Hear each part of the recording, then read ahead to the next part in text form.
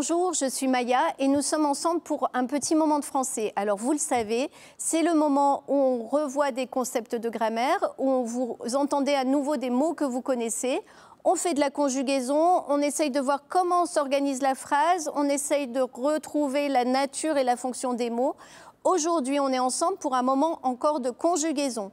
La conjugaison, on va voir ensemble tous les temps du passé parce que ça peut s'articuler. Vous allez voir comment ça marche. Allez, c'est parti.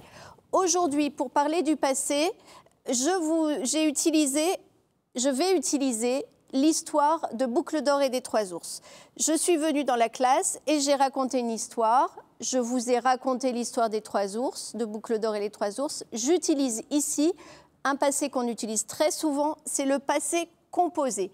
Alors, on va voir dans l'histoire de Boucle d'or comment ça marche ce passé composé. Boucle d'or a mangé toute la soupe du petit ours. Elle s'est assise sur la petite chaise et elle s'est couchée dans son lit.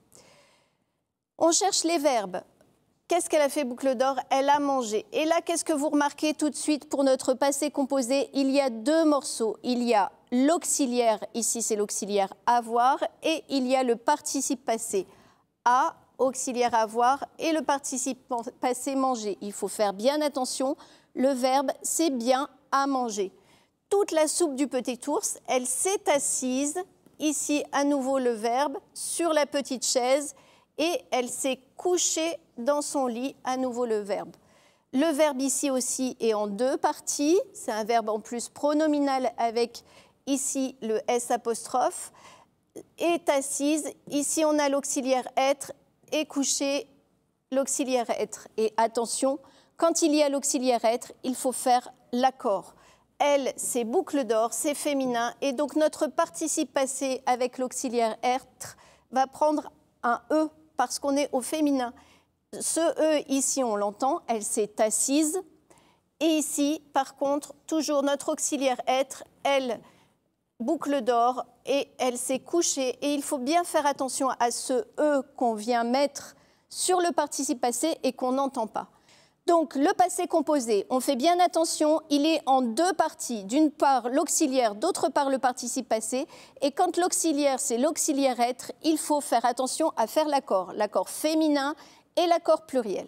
Allez, on continue avec les temps du passé. Cette fois, je vous propose un très long texte qui est le début de l'histoire de Boucle d'or et des Trois ours. Tout près de la forêt habitait une petite fille qui avait des cheveux si blonds et si bouclés qu'on l'appelait Boucle d'or. Vous avez compris, à chaque fois, je souligne les verbes. Dans la forêt, près de la maison de Boucle d'or, vivait une famille ours. Il y avait le grand ours, le moyen ours et le petit ours. Comme il faisait très beau ce jour-là, les trois ours décidèrent de faire une petite promenade. Boucle d'or, ce jour-là, avait aussi l'envie de se promener dans la forêt et chemin faisant, elle arriva près de la maison des Trois ours. Elle frappa à la porte, mais n'entendit aucune réponse. J'ai souligné l'ensemble des verbes de ce texte. Vous savez comment faire, on l'a fait de nombreuses fois ensemble. Et vous remarquez ici les terminaisons des verbes. Habiter, avait, appeler, vivait, faisait, avait. Et puis tout à coup, décidèrent. Et ici, on a un changement de temps. Alors, qu'est-ce qui se passe? Dans une histoire, en général, on utilise deux temps. Dans les récits, les histoires qu'on vous lit, qu'on vous raconte, il y a le temps de l'imparfait qui sert souvent à écrire ce qui est le plus long, et puis le passé simple, ici, à là. Alors, comment se fabrique l'imparfait? On y va. Je prenais, on a la terminaison AIS. Je tombais, AIS, je jouais, AIS. C'est la même chose avec tu, on a aussi AIS. Et puis avec il, cette fois, on a AIT. Il s'enfuyait, il dormait, il volait. Alors, si on reprend l'ensemble, avec je, tu, il, elle, on a la marque du temps, donc la marque de l'imparfait, c'est AI. Puis la marque de la personne, je vous ai déjà parlé de ça quand je vous ai parlé de la conjugaison. Pour le je, c'est le S. Pour le tu, S. Pour le il, elle et on, c'est le T. Marque de temps et marque de personne. On regarde maintenant pour les personnes du pluriel. Nous prenions, on a IONS. Alors vous me direz, c'est un peu bizarre que la marque de la personne, pour les personnes du singulier, c'est AI, et pour les personnes du pluriel, ici la première et la deuxième, c'est I tout simple. Alors qu'on retrouve notre AI pour la troisième personne du pluriel, suivie de ENT. C'est simplement parce qu'en vieux français, il y a très longtemps, il y avait aussi le A à ces personnes-là, mais on l'a oublié.